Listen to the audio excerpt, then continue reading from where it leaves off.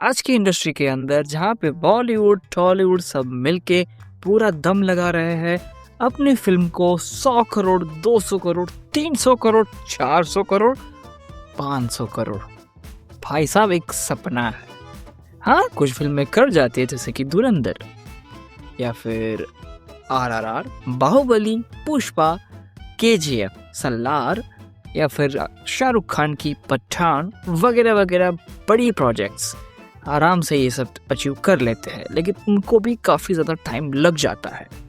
तो डेफिनेटली यहाँ पे इंडियन मार्केट के अंदर अगर किसी हॉलीवुड फिल्म को 500 करोड़ करने हैं तो काफ़ी ज़्यादा टाइम लग जाएगा भाई, पॉसिबल ही नहीं है। यहाँ तक कि avatar, Avengers end game, Avengers infinity war, ये सब फिल्में भी नहीं कर पाती है। हालांकि स्पाइडरमैन की प्रीवियस फिल्म नो वे होम उसने भी नहीं कर पाया। तो क्या ये पॉसिबल है करना? भाई सिर्फ और सिर्फ 11 दिन लगे स्पाइडरमैन ब्रांड न्यू डे को 500 करोड़ क्रॉस कलेक्शन करने के लिए इंडिया के अंदर, सिर्फ और सिर्फ 11 दिन। तो चलिए आज की वीडियो में समझते हैं कि पहले दिन से लेकर 11 दिन तक कितना कितना कलेक्शन आया है और किस तरीके इसका ग्रोथ बढ़ रहा है और ये फिल्म कहाँ जाके रुक सकती है और कौन से न्यू रिकॉर्ड बना सकती है। और ये भी कंपेयर करेंगे कि प्रीवियस हॉलीवुड की फिल्म्स ने कितना कितना किया है। ठीक है, चलो।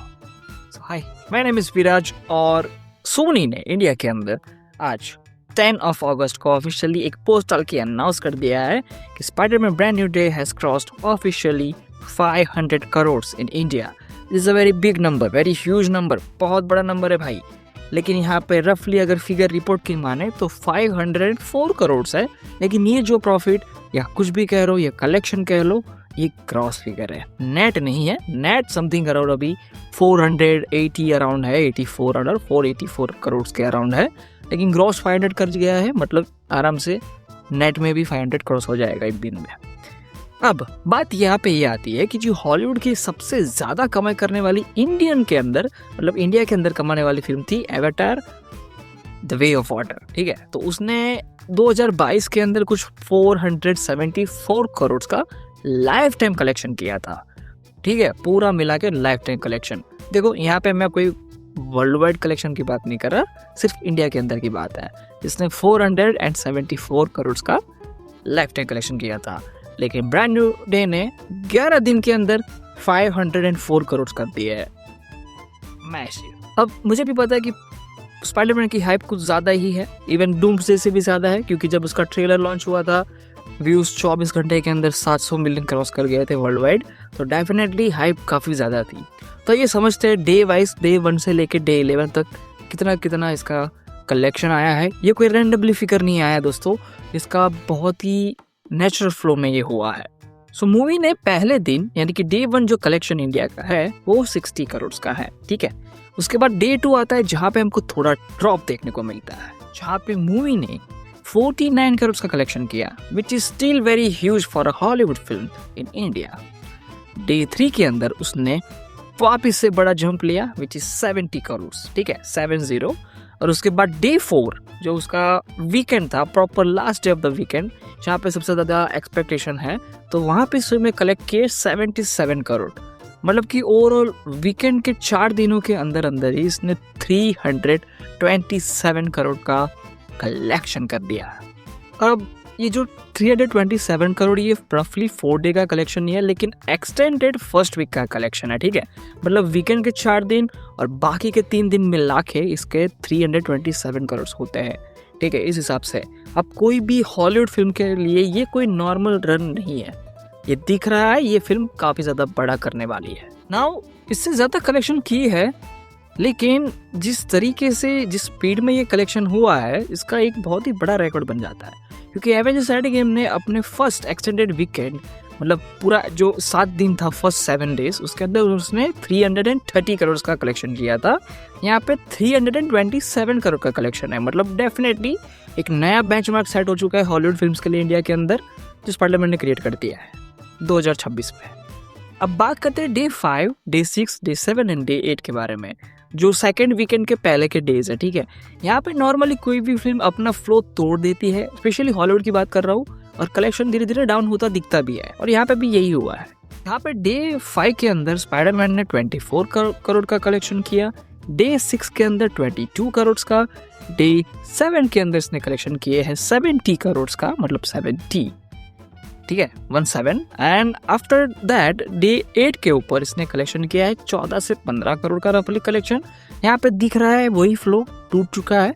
यहाँ पे सबको लगा था कि भाई हो गया इनका, ठीक है, जो फ्लो ना था वो फर्स्ट वीकेंड में आ गया और धीरे धीरे धीरे अब डाउन जा रहा है। लेकिन सरप्राइजिंगली डे 10 के ऊपर स्पाइडरमैन ब्रांड न्यू डे भाई तबाही मचा देती है भाई, एकदम एकदम वापस से जंप लगा दिया भाई 30 करोड़, ठीक है। 10वें दिन स्पाइडरमैन ब्रांड न्यू डे ने इंडिया के अंदर 30 करोड़ का कलेक्शन किया, वेरी ह्यूज। सेकंड वीकेंड के लिए तबाही बूस्ट मिल चुका है इस फिल्म को।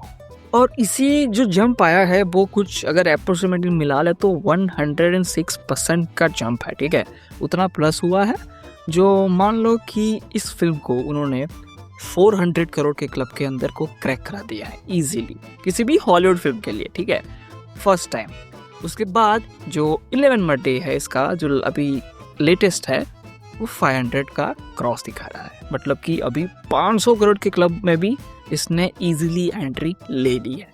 अब अपन इस चीज़ को कंपेयर करते हैं ताकि हम काफ़ी इजीली अच्छी तरीके से समझ पाए कि क्यों ये चीज़ इतनी बड़ी हो जाती है इस फिल्म के लिए। देखो, जो एवेंजर्स एंड गेम था उसने 427 या 440 करोड़ का अराउंड, मतलब 440 करोड़ के अराउंड का लाइफ टाइम कलेक्शन किया था। उसके बाद एवेटार 2 आती है, द वे ऑफ वाटर, जिसने 477 करोड़ का कलेक्शन किया था, which is very huge again, उसने भी रिकॉर्ड तोड़ दिया। और अब 500 करोड़, ठीक है, तो मतलब एक अलग हिस्ट्री क्रिएट हो चुकी है, एक अलग बेंचमार्क हो चुका है। देखो, सबसे पहली इसके पॉइंट ये था कि एवेंजर्स एंड गेम का कलेक्शन ब्रेक करना काफ़ी बड़ी बात थी। फिर चलो वो भी तोड़ दिया, फिर आ जाता है एवेटार रास्ते में, उसका भी कलेक्शन तोड़ दिया, वो भी इतना शॉर्ट टाइम में, इतने शॉर्ट पीरियड में। अभी तो और भी इसके पास अपॉर्चुनिटी आने वाली है, वीकेंड्स और भी है, हॉलीडेज भी आने वाला है, समर चल रहा है, तो मेरे ख्याल से ये काफ़ी ज़्यादा आगे बढ़ता जाएगा। अब बात करते हैं काफ़ी इंटरेस्टिंग पार्ट, ठीक है, ये फिल्म कहाँ तक जा सकती है। मेरा पर्सनल प्रेडिक्शन ये है, अगर उसने इसी तरीके से इस रन फ्लो को फॉलो किया, यानी कि चलो मान लेते हैं कि वीकडेज में वापस से फ्लो ड्रॉप होता है, लेकिन वापस जैसे वीकेंड आता है अगेन ये जंप ले लेती है, तो मेरे ख्याल से अभी ऑलरेडी 500 करोड़ हो चुका है, रफली पकड़ो, ठीक है, 600 साढ़े 600 करोड़ अगर इसने कर भी लिए लाइफ टाइम, अचीवेबल है, ठीक है, इसके लिए पॉसिबल है कि इसके पास काफ़ी ज़्यादा अपॉर्चुनिटीज़ अभी भी बची हुई है। हालांकि बॉलीवुड की भी कुछ फिल्म्स रिलीज़ हो रही है, साउथ की भी होने वाली है, टॉक्सिक भी आ रही है, ये सब इफेक्ट करेगी इसके कलेक्शन के ऊपर। लेकिन अगर धीरे धीरे स्लो रन करके भी ये कर लेती है तो मेरे ख्याल से इसका जो लाइफ टाइम क्लोजिंग होगा वो 600 से 650 के बिटवीन होना चाहिए, ये मेरा प्रेडिक्शन है। हालांकि 700 भी हो सकता है, लेकिन वो काफ़ी ज़्यादा अनलाइकली है, लेकिन इम्पॉसिबल भी नहीं है भाई, ये अभी कुछ भी हो सकता है। अगर इतना ज़्यादा रिकॉर्ड इतने शॉर्ट टाइम में ये ब्रेक कर सकती है तो ये भी हो सकता है, लेकिन अभी 600 to 650 के अराउंड रखते हैं, यहाँ तक ये जा सकती है। वेल, बस इतना ही था इसके कलेक्शन के बारे में। मैं जब इसका फर्स्ट टाइम इसका कलेक्शन का पोस्ट देखा तो आई वॉज वेरी शॉक। मैंने बोला इसके ऊपर थोड़ा रिसर्च करते हैं और आपसे बात करते हैं, तो don't forget to subscribe my channel ऐसे वीडियो देखने के लिए। बाकी मिलते रहेंगे and yeah very mean thing, see you in the next video.